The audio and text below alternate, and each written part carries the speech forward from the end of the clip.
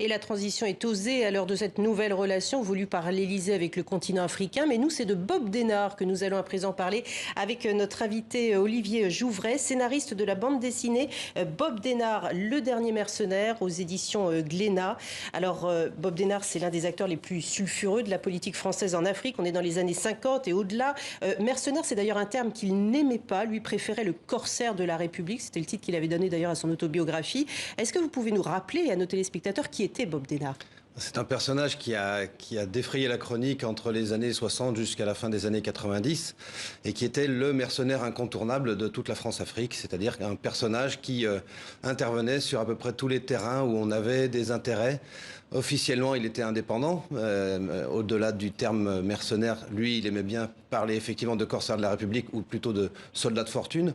Mais en douce, il travaillait régulièrement en collaboration ou au moins avec ce qu'ils appelaient le feu orange des services secrets français, oui. Alors, on commence dès le début de son adolescence, finalement, dès ses 15 ans, où il décide de partir vers des aventures. Lui-même disait, en fait, qu'il ne voulait pas d'une vie pépère. Il était pris par cette envie de se battre et de sauver des populations en péril. On est, je vous l'avais dit, dans les années 60. Donc, on a la fin des colonies, les guerres d'indépendance. Il part en Indochine, au Congo, au Bénin, au Yémen, au Nigeria, aux Comores. Vous le dites, il part un peu partout où lui a une vocation ou les États qui font appel à lui.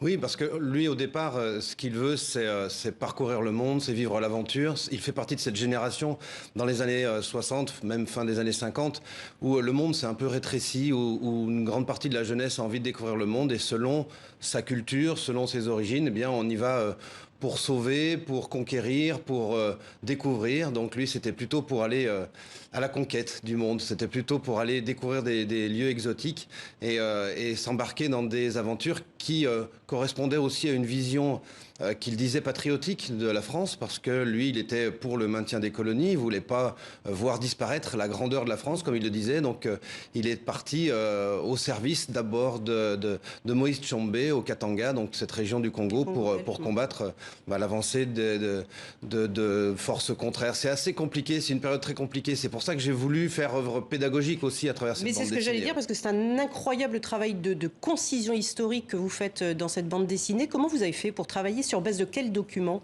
Il y a beaucoup d'ouvrages. Ce qui manque, c'est pas l'information. Ce qui est le plus difficile, c'est de trier l'information, parce que entre celles que je suis allé chercher dans les articles des journaux de l'époque et puis les ouvrages qui ont été écrits par des historiens, ainsi que les écrits de Bob Denard lui-même, d'arriver à faire le tri entre tout ça. Et puis je suis allé beaucoup chercher de l'information contextuelle pour expliquer, bien, quand je parle de la guerre d'Indochine, qu'est-ce que c'était que ce conflit? Quand je parle du Congo, comment ça se passait là-bas, etc., etc. Donc on ne peut pas parler de France-Afrique, on ne peut pas parler du réseau FOCAR, on ne peut pas parler des services secrets français et de leur action en Afrique sans effectivement un tout petit peu poser des éléments de compréhension. C'est votre travail de scénariste, de professeur également de bande dessinée dans certaines écoles en France. Il y a aussi les fabuleux dessins signés Lila Cognet. J'ai beaucoup apprécié notamment la grande faucheuse qui accompagne Bob Denard en permanence.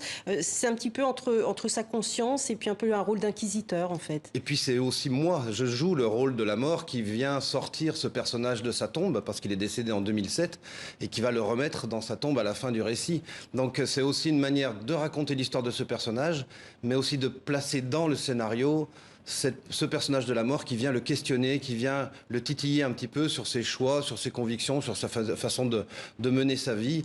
Et heureusement, j'ai pu travailler avec Lila Cognet. Lila Cognet, qui est une de mes anciennes étudiantes de l'école Émile Cole à Lyon, et avec qui on a plaisir à travailler parce qu'elle a un dessin absolument remarquable qui peut aller au-delà du simple dessin qui donne à voir pour être un dessin qui donne à ressentir. Énormément de petites choses à regarder un peu partout. Ouais, effectivement, c'est un travail formidable. Merci beaucoup Olivier Jouvray d'être venu sur notre plateau donc pour Bob Denard, le dernier mercenaire.